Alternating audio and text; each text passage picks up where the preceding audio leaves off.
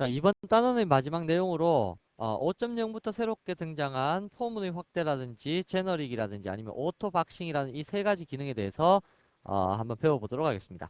이 세 가지는 엄밀하게 얘기하면 따로 떼어서 쓰는 것보다는 전부 다 묶여져 갖고 한꺼번에 사용되는 것이 일반적인 형태인데요.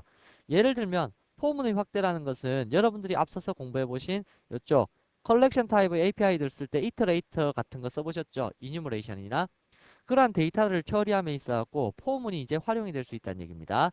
그래서 이 포문을 토대로 해갖고 특정한 몇몇 가지만 설정을 해주게 되면 자동적으로 포문 속에서 자기가 알아서 가까이 값을 가지고 와서 출력할 수 있는 그러한 형태를 나타내어 주는 것이 바로 포문의 확대가 될 거고요. 제너릭이라는 것은 그러한 데이터들, 여러분들 컬렉션 속에 데이터 집어넣을 때 보시면 만약에 이 속에 데이터 타입이 A라는 클래스 타입으로 들어갔는지 스트링이라는 클래스 타입으로 들어갔는지에 따라 갖고 출력해낼 때 가까이 값이 다르게 나타나게 될 거잖아요. 그럴 때 집어넣는 값이 만약에 하나의 클래스로 동일하다면 그 값을 미리 지정을 해놓고 이런 클래스 타입이 들어갈 테니까 나중에 형변환 없이 사용할 수 있도록 하기 위한 지정이 바로 제너릭이라는 타입입니다. 마지막 오토박싱이라는 것은 래퍼 클래스하고 결합되어 사용되는 건데요. 여러분들 저러한 컬렉션 타입의 데이터 집어넣을 때 만약에 숫자를 집어넣고 싶다면 항상 클래스 타입으로 바꿔서 집어넣는 경험이 있을 겁니다. 그게 뭐냐면 예를 들어서 1이라는 숫자 집어넣고 싶다라고 하면 인티저로 여러분들께서 클래스를 생성시킨 다음에 인티저라는 래퍼 클래스 있잖아요. 그걸로 생성시킨 다음에 집어넣어야 되는데 그렇게 하지 않아도 자동적으로 형변환 처리가 된다. 뭐 그러한 것에 대해서 이야기를 하고자 하는 겁니다. 자, 그렇다면 이 세 가지를 실제 예제를 보시면서 다뤄보시면 좀 더 이해가 빨라지실 수 있겠네요. 자, 그럼 19번째 예제를 한번 만들어 보겠습니다. 자, 우선 포문의 확대부터 하나씩 하나씩 한번 보도록 합시다. exam 언더바 19번 예제 만들고요. 자, 여기에서 public static void main. 어차피 컬렉션 쪽을 사용해야 되기 때문에요. 우리가 util이라는 패키지는 임포트를 시키고 처리를 하자고요. 자, 그럼 첫 번째. 첫 번째로 무엇을 한번 알아볼 수 있냐면, 우리가 만약 스트링이라는 데이터들을 여러 개를 한번 집어넣고 사용하는 컬렉션을 한번 만들어 봅시다.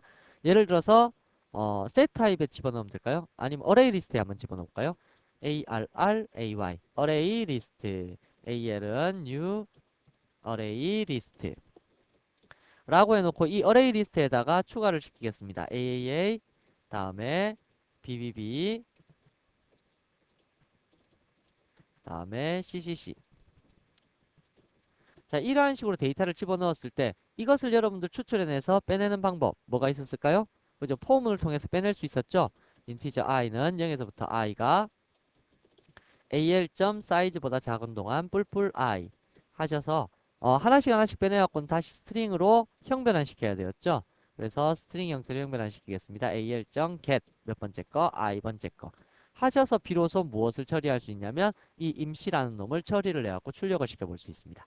자, 이렇게 되게 되면 여러분들께서 데이터를 출력을 해보실 때 실행을 시켜보시면 조금 시간이 걸리네요. 잠시만요. 다시 한번 실행을 시켜 보시게 되면 역시 마찬가지로 시간이 조금 걸리네요.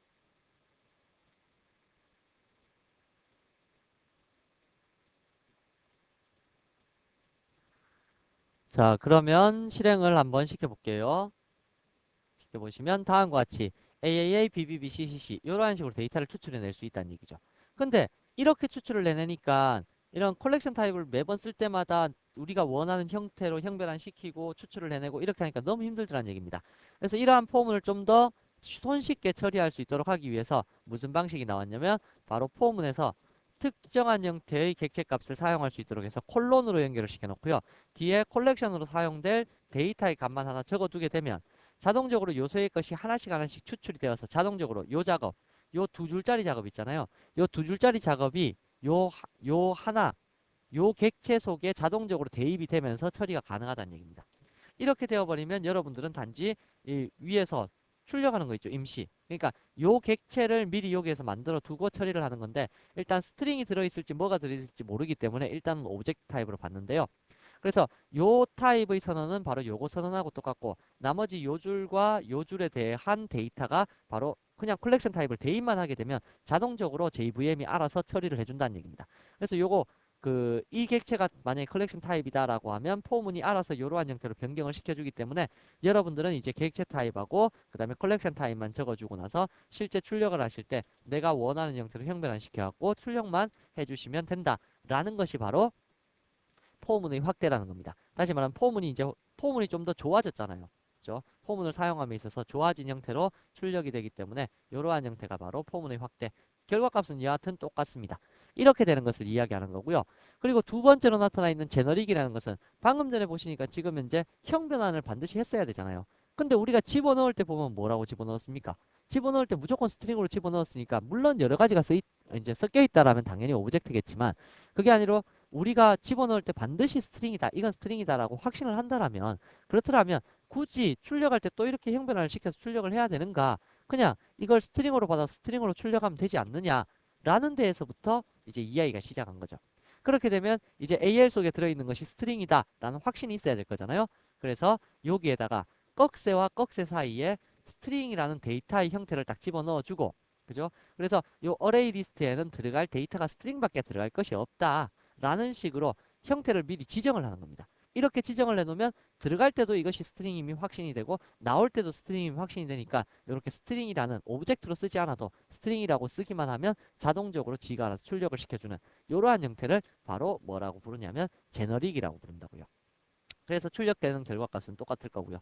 그래서 보통 이렇게 제너릭으로 쓰는 것은 컬렉션 타입 쓸 때 기본적으로 같이 따라서 쓰는 거고요. 이렇게 컬렉션을 쓰게 되면 여러분들이 포문의 확대를 사용하시게 될 거기 때문에 얘네들은 따로 떼내어서 생각할 필요가 없다는 얘기입니다.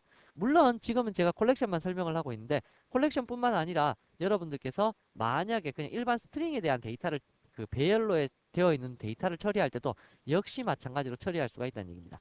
그래서 new string 배열 하셔서 뭐 A, B, C, D, F, G, H, I 뭐 이러한 식의 데이터가 있었다 라고 했을 때 얘도 역시 마찬가지로 포문의 확대로 사용할 수가 있다는 얘기죠. string S에 대해서 O라고 할까요? 그냥 S라고 할까요? S에 대해서 str이라는 요 데이터를 분할해 갖고 출력을 시키고자 합니다 라고 하게 되면 역시 똑같은 방법. 이건 뭐 스트링임이 확실하기 때문에 뭐 제너릭은 사용할 필요가 없겠죠. 그래서 요렇게 출력해도 되고 요러한 식의 배열에 대해서도 처리할 수가 있다는 얘기입니다. 그래서 여러 개의 데이터가 들어있는 형태의 타입이라면 역시 똑같은 방식으로 취급을 해서 만들어 줄 수가 있다는 얘기죠. 그래서 여기는 지금 스트링에 대한 객체 이름이 다 출력이 되는데요. 객체 이름을 toString 해갖고 결과값을 str을 출력했네요. s를 출력해야 되죠. 왜 이랬죠? 자, 그래서 실행을 다시 한번 시켜보시게 되면 이렇게 A, B, C, D, F, G, H, I 라는 형식의 데이터가 추출이 될 겁니다. 그래서 이러한 형식의 포문의 확대라든지 아니면 제너릭이라든지 이러한 것들도 다 사용이 가능하다라는 뜻입니다. 그럼 마지막으로 한 가지 더 있는 것이 뭐냐면요. 바로 자, 20번째 예제로 만들어 볼 텐데요. 오토박싱이라는 겁니다. 오토박싱이라는 것은 쉽게 얘기를 하면 형변환이 자동적으로 이루어진다라는 뜻인데요. 일단 또 util 패키지도 적어 놓을게요. java.util. 모든 것 하셔서 적어 놓으시고 public static void main. 자, 그러면 여러분들이 조금 전과 마찬가지로 어레이 리스트를 만약에 또 썼다라고 가정을 합시다. 벡터보다는 어레이 리스트 사용률이 더 높습니다. 그래서 요 같은 경우는 여러분들이 기억해 두시고요. 그래서 다음과 같이 되어 있을 때 여러분들이 인티저 값을 집어넣고 싶다라면 어떻게 해야 될까요? 인티저 값을 집어넣고 싶을 때는 그죠. 당연히 al.add 시키기를 1, 2, 3을 집어넣어 볼까요? 그죠.